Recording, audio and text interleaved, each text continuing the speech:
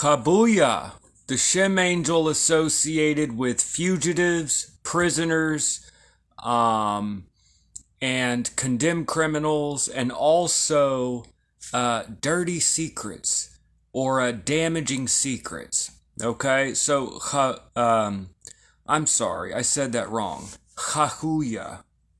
Hahuiah. I'm doing this live, so I messed up. Hahuiah is a different angel. Hahuiah. Shem angel 24. Hahuiah. The Hebrew letters are He, He, Vav, Yod, He. Okay, so Hahuiah. Interestingly, Lazare Lenain's Le Science Kabbalistique, and also in the Divine Kabbalah, they add an extra I.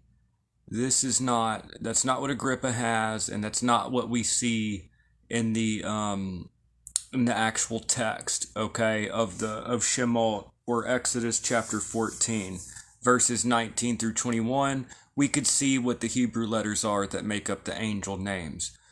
So Hahuiah, that's He, He, Vav, Yod, He. Okay, Hahuiah. Now this angel governs 25 to 30 degrees of Cancer. So it's the end of Cancer. And this angel is associated with fugitives, people that are running from human law, running from the law, fugitives, condemned criminals, and then like damaging secrets. Like, let's say that you did something in your past that could hurt your marriage. Like, it's really nobody's business, but it's something that could damage that. Or let's say your career, like, you did something that could bite you in the butt in your career or something, right? Or now there's a right and a wrong way, to use this. I would not toy with Shem angels. I would not toy with them. If you do something really serious, I wouldn't, but, the right way, let's say that you're in like a really judgmental crowd and, we're all imperfect. Let you who is without sin cast the first stone, right? But, anyways, Hahuiah. I don't recommend people abuse this. Don't toy with Shem angels. And another thing, if you're working with Shem angels, don't do, how do I put this in a polite way? If you're working with the 72 Shem angels, you can't be doing, there's no polite way to say this. I'm going to use a cuss word, I'm sorry.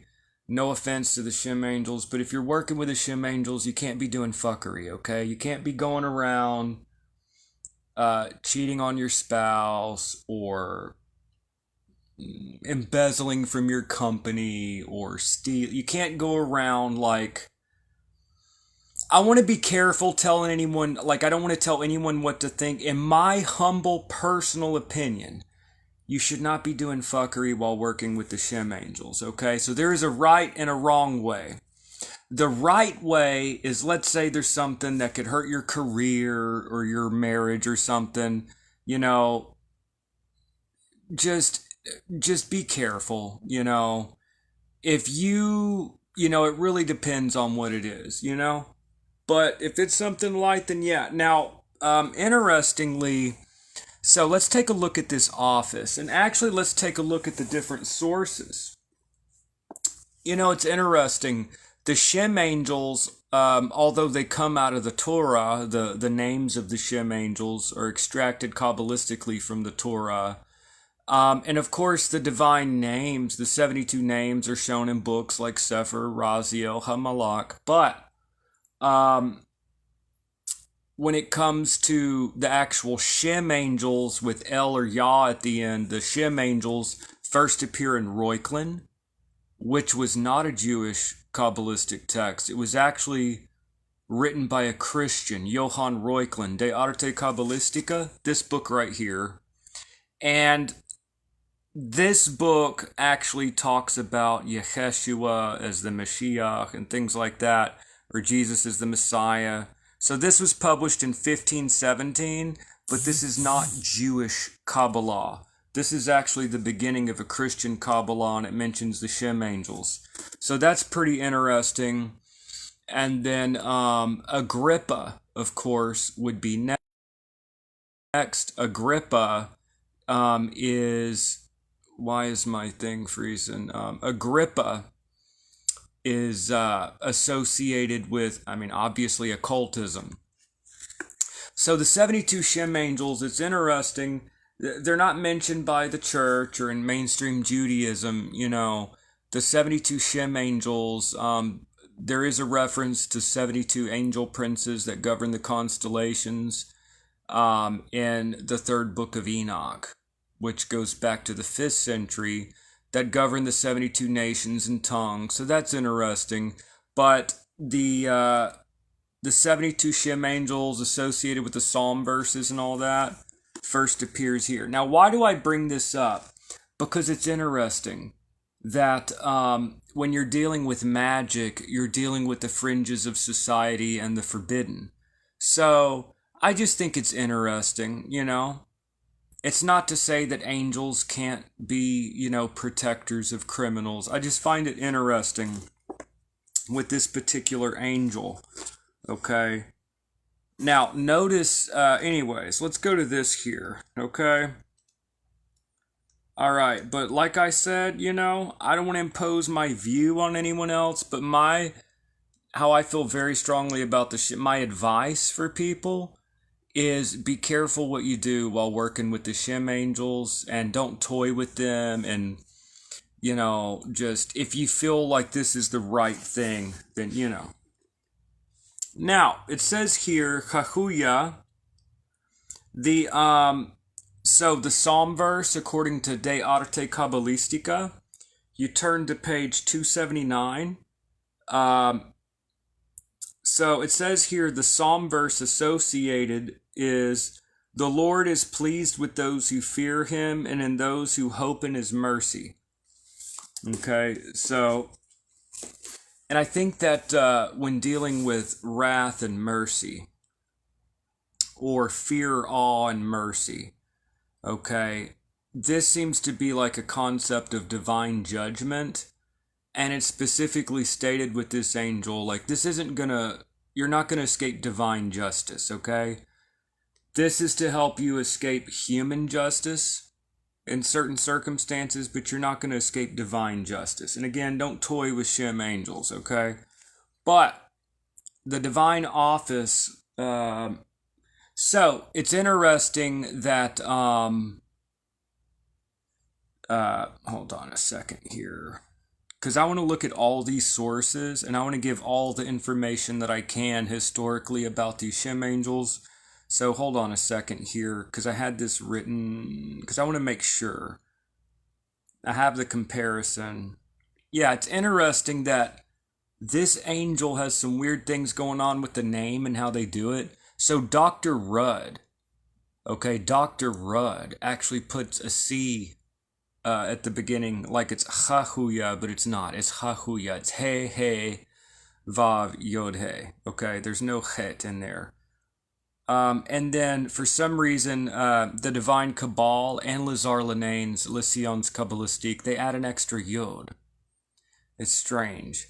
But anyways, so the Psalm verse, according to Athanasius Kircher's Oedipus Egyptiacus, the divine attribute associated with this angel is God good from within himself. It's kind of hard to translate, but Deus bonus ex ipso. So if you speak Latin, or if you speak a Latin language like Spanish, ipso is like, I speak Spanish. Why am I going blank here? Yo mismo, para ti mismo, yourself. Okay, para mí mismo, okay, para sí mismo, himself, herself. So ipso is like that. Okay, in Spanish. I know not very many of you speak Spanish. I'm just trying to help out by giving an analogy. Ipso is like to yourself. Okay. So God good from within himself, or itself. So that's interesting. Deus bonus, Deus bonus ex se ipso. Okay, like good, God good from within himself. So again, you get this idea of justice and goodness. Okay, the Psalm verse. And according to Athanasius Kircher's Oedipus Egyptiacus, which would be published a century later in 1654. So now we're in the 17th century. According to Oedipus Egyptiacus, my connection's being weird. I've been doing some other kind of magical stuff. And, I want to be careful just assuming that things have a supernatural cause. But I've been noticing some weird stuff with electrical equipment lately. But anyways, back to this topic. So this is the last of the thrones. Okay? So Athanasius Kircher's Oedipus Egyptiacus, published in 1654, this text associates each of the 72 Shem angels to the 9 Christian choirs of angels. So in Judaism, there are 10 different types of angels, different ways to do it. We'll say 10. And then in Christianity, according to Pseudo-Dionysius, the Areopagus, there are 9. The 3 highest are seraphim, cherubim, and thrones. If you look at Oedipus Egyptiacus by Athanasius Kircher, published in 1654, this is the last of the throni. This is the last of the thrones. Okay? So out of the Shem angels, every 8 Shem angels are associated with one of the 9 choirs, because 8 times 9 is 72. So the first 8 Shem angels, Shem angel 1, Hahuiah, so the first 8 Shem angels are seraphim. The next 8 Shem angels are cherubim. And then the next 8 Shem angels, up to Shem angel 24, this one, Hahuiah, is associated with thrones. Okay? And those are the 3 highest angels in Pseudo-Dionysius, the Areopagites, 9 hierarchies of angels. These are the 3 angels that are closest to God. Okay? And so the seraphim are the highest, and then you have the cherubim, or the living creatures, and then the thrones are often equated to the Jewish Ophanim, or wheels within wheels. And a reference to thrones is also associated with God's throne. So these are like the closest to the divine, right? So these are high-level entities. And then, according to Athanasius Kircher's Oedipus Egyptiacus, the Psalm verse is in the Masoretic text, which is used mostly by Protestants and the Jewish Tanakh Masoretic. It is Psalm 147, verse 11, which reads in English, "The Lord," this is the King James Version, okay? Psalm 147:11, "The Lord taketh pleasure in them that fear him, and those that hope in his mercy." And I know that that's, most of y'all watching this are occultists. Most of you, all of y'all pretty much, are occultists, okay? Magi, all right? And for many of y'all, maybe you had the Christian upbringing or, Jewish or Muslim upbringing, and maybe you don't like this idea of fear of God. My views on magic are not very popular because ultimately you can do what you want. My opinions are not very popular. My opinion is the Psalm verse goes with the angel. It's not about you and how you feel. It's like a personal telephone number. You don't like it? Use the Psalm verse and contact the angel. Also, something you got to know about me is I like when something feels... I like to go against the grain, okay? Because that helps me to unravel complexes in my own nature. I'm not going New Age and all the psychology stuff. I'm just saying a self-unraveling takes place when you intentionally go against the grain. Having said that, people do what you want, but the Psalm verse traditionally goes with the Shem angel all the way back to De Arte Kabbalistica, and you go into the tetragram in the Hebrew of the text, and it's a lot of stuff, but I recommend using the Psalm verse, even if you don't like this idea of fear of God, I would use the Psalm verse. Having said that, do what you want.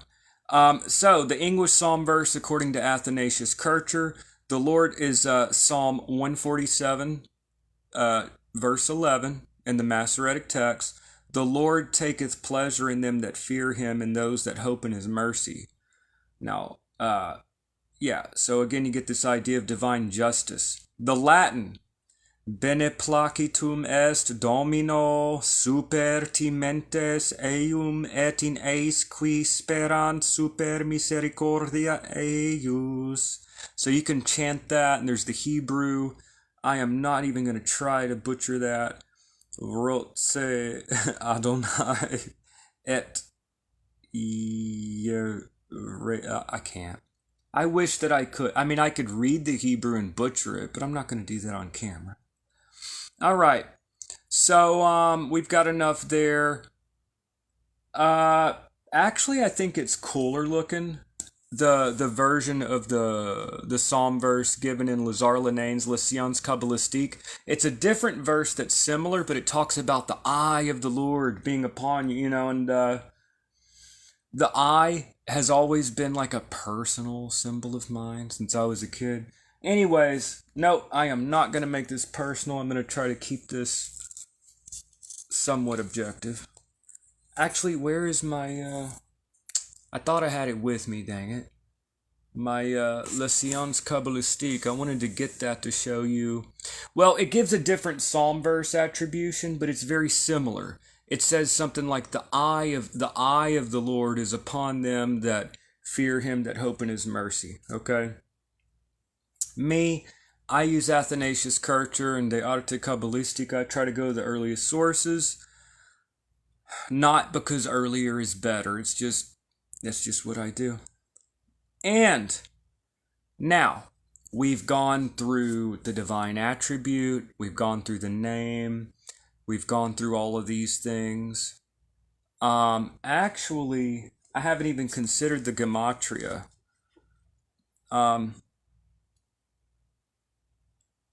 So, He Vav.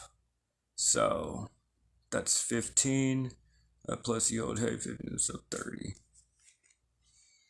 No. He Vav is 16. So it'd be 31. Oh. Interesting. 31. The gematria is 31. Which is also the gemat. Oh, wow. Okay. Realization on camera. Okay, check this out. The gematria, He is 5, plus He is 5, plus Vav is 6, plus Yod He. So it equals 31. 31 is the gematria of El, divine name. Also, if you look at the name of this angel, He Yod Vav Yod He, its tetragrammaton, it's Yod He Vav He, is in the name of this angel, is Yahweh or Yod He Vav He. So it's interesting that the gematria is 31, which is the gematria of El. And if you look at the name of this angel in Hebrew, He Vav Yod He, clearly it has the tetragrammaton with an extra He. So that's pretty interesting. I really don't like using modern. I try to stick with the classical, but yeah, this is 777. Just for a quick reference on the gematria, I'm looking at Sefer Sephirot and the back of 777. Let me see here, 31. So let's take a look. L, okay, and then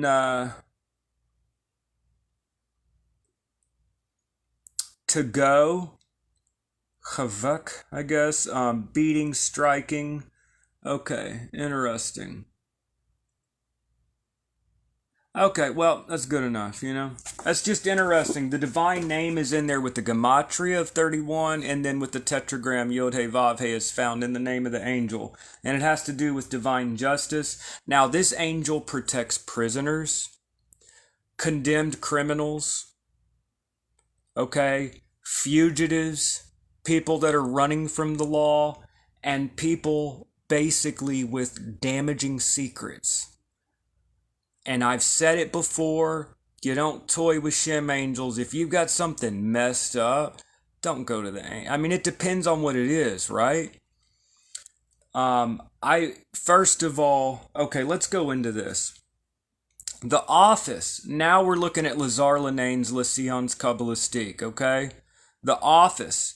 This genius has dominion over exiles, fugitives, prisoners, and those condemned to contumacy.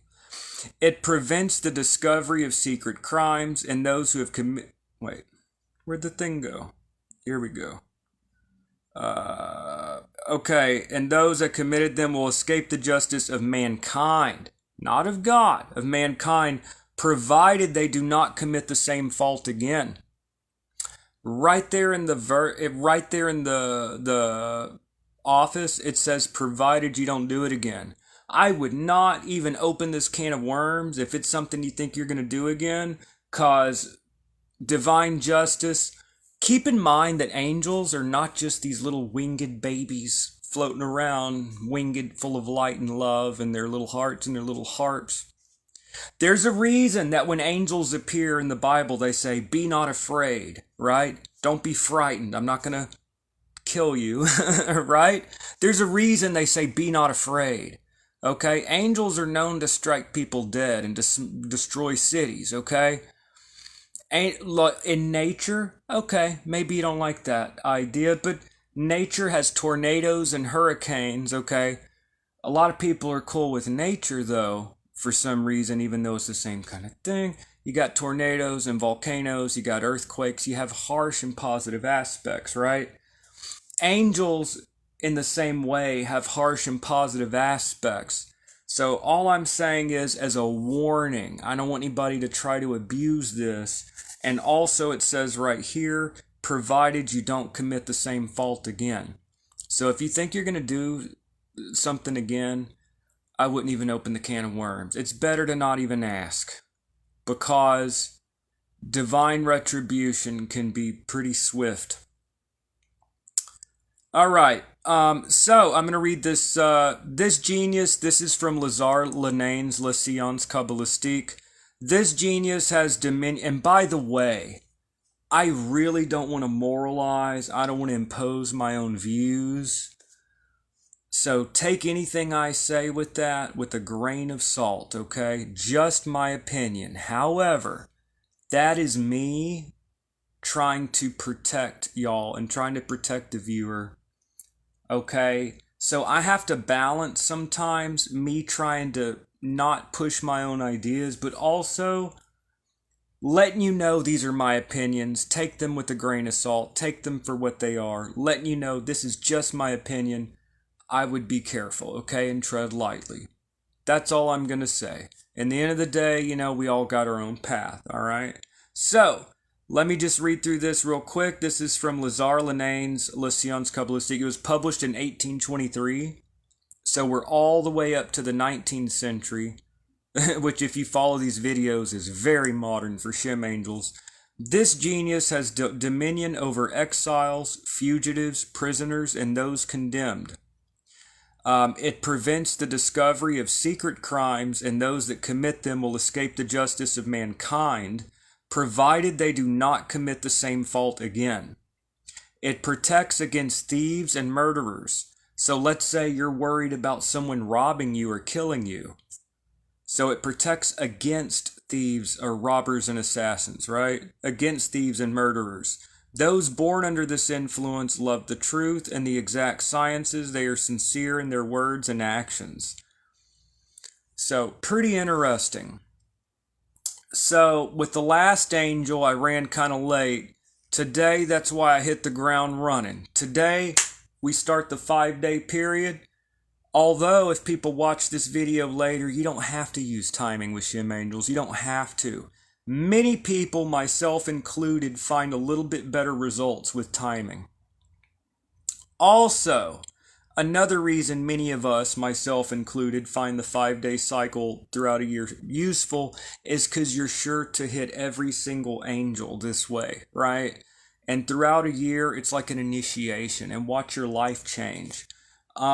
So with angels like these, where the office could be abused, I would just be very careful, okay? And then, yep, I mean, I guess that's, let me think here. I want to encourage people. Okay. I want to encourage people. I've got some homework. I want everyone that's watching this video, okay, to use a different method than last time. If you've never worked with a Shem angel, then any method can be your method because you've used zero. I want everyone to try to use something you haven't used before. Okay, or let's say you've done the astral travel, you've done the sigil scrying, you've used crystal balls, you've used the black mirror, you've tried dream work with the angels. Let's say I believe in trying to hit from every single angle. Also, I believe that we have to keep pushing and pushing. It is a spiritual striving as we move through these angels. I believe at ramming at the gates until we gain entrance to the palace of the king. And so we just have to keep pushing through these practices, okay? It's a discipline. That's what makes it transformative. We gain strength through resistance. So I encourage people, if you're cycling through these angels like I'm doing, don't stop. Keep going. Keep going. Let that momentum build and build. It's cumulative until eventually you're moving at your own momentum through all of this, right? You don't have to try so hard, but when the going gets tough, just push a little harder, use a little more discipline, tighten the reins just a little bit. It's always okay to just push a little bit, okay? While keeping our feet planted on the ground. But I would encourage people to try something different, okay? Or if you've used all the methods, try something that you're not quite as developed at. I really want people to try different methods. If you're used to full ritual invocation with the crystal ball and the smoke, then maybe try doing some dream work with the angel or the sigil scrying. I do go through many of these methods in my videos, and yeah, I plan to go deeper into that. But anyway, so that is Hahuiah, all right? And we're just now starting this 5-day period. I encourage people to work with this angel and really think, what do you need? Are you running from the law? Is there a warrant for your arrest? Is there a warrant against your boyfriend's arrest or girlfriend's arrest? Is there a family member or a close friend that's in jail and you think of something within this office. If you don't have any of that, then is there something that you're worried, maybe something before you even got married, something from a long time ago that is just, you don't want it to come up, or maybe you don't want your boss to know about something, or whatever the case may be. So just look for something within the office of the angel and work with it. And also it protects against thieves and murderers. Let's say none of the other things applied, but let's say there's some unsavory person that's been bothering you that may be a criminal, like a thief or an assassin. Let's say there's somebody that's an unsavory kind of a criminal element that's harassing you. This is also the angel you can use for protection from unsavory individuals. I hate to use such a term, but you know what I mean. People that cause problems, it can help protect you from criminals or people that don't necessarily have very good ethical standards. So this angel protects against robbers and assassins and things, right? So that is pretty broad. Pretty much all of this has to do with some type of justice, right? Or criminality, or being on the other side of the law. So I would just encourage people to really just think about something within the office of the angel and be careful what you ask for, that it's not, if you use it for that, be sure it's not something you're going to do again. Anyways, so that's basically it, and more videos to come, and yep, I'm about to get ready because yeah, I might possibly be going on like a pilgrimage thing. I don't want to go too much into it here, but I might be going on a pilgrimage thing possibly here in a few days, so you might see me change of scenery in my videos coming up. because I'm gonna be somewhere else for a little bit. But all right, y'all, that's it. And let me see here. Fabian says fantastic. Thank you so much. Gypsy says thank you, thank you very much. Let me see here. Awesome. I'm glad you got to catch me on my live stream. All right, y'all. Thank you so much, all of y'all. I really appreciate you. Let me see here. Bonnie asked a very good question. Any books you could recommend to get more of an idea on the whole Shem Angel concept? Well, there are a few books that I would recommend. It's kind of a difficult. First of all, The Science of the Kabbalah by Lazare Lenain. There's an English translation by Pierce Vaughn. I actually have it plugged already in the description of this live. Like if you expand the description, you'll see like Science of Kabbalah with an ad, like a link thing. And that book, it's only $10. It's a $10 book. Some of the stuff I don't really agree with, but it gives you the office of each angel and it's very useful. There is an individual I have a lot of respect for. Reuchlin is his name is Chinese, and of course I probably butchered that.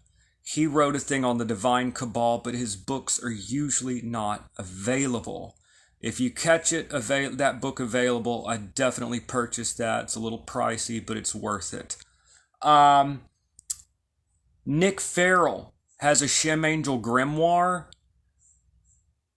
His approach is more modern and like Golden Dawn based and like Terra. I'm more classical magic, but if you want like more of a modern magic perspective on Shem Angels, the timing's a little different.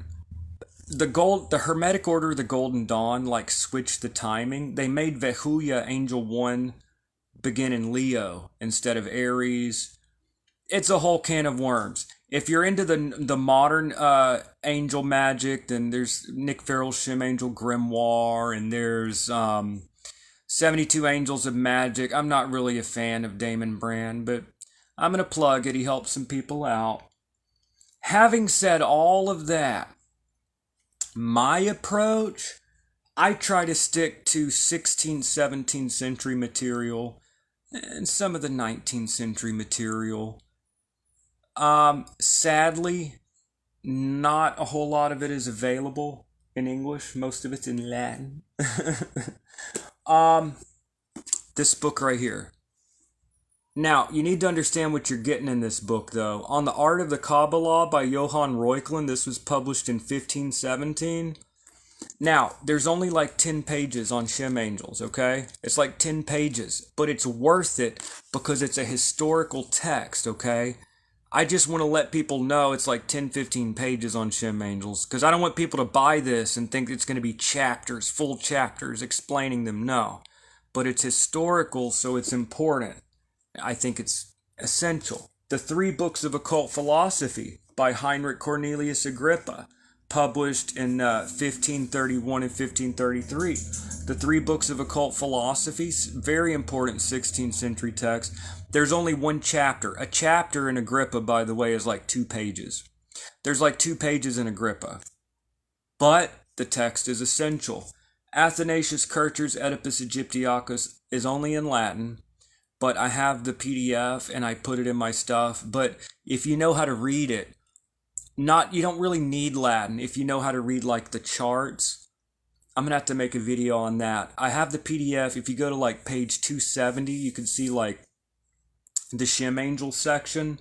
And as you scroll through, like it has like tables and it's really useful. I basically give, not to honk my own horn or anything or throw bouquets at myself, but I tend to plug pretty well the classical sources. So you're getting a lot of the classical sources with me. And Yeah, so those are the books. I would definitely, it's $10. For $10, I would get Science of Kabbalah by Lazare Lenain. There is an English translation by Pierce Vaughn. So excellent question, very helpful for many people. And like I said, that book should be plugged into this description here. Um, yep, so I guess that's it.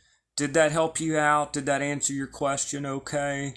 Um, I mostly stick to the classical sources, but I wanted to bring in some modern books too, because, different strokes for different folks. And, you know, anyways, so, yep, I guess that's it. And in my next videos, um, you may see me like in a different area or something, but I'm preparing possibly for like this pilgrimage thing, and it's a lot to go into. You'll see. It's fine. It's going to be good.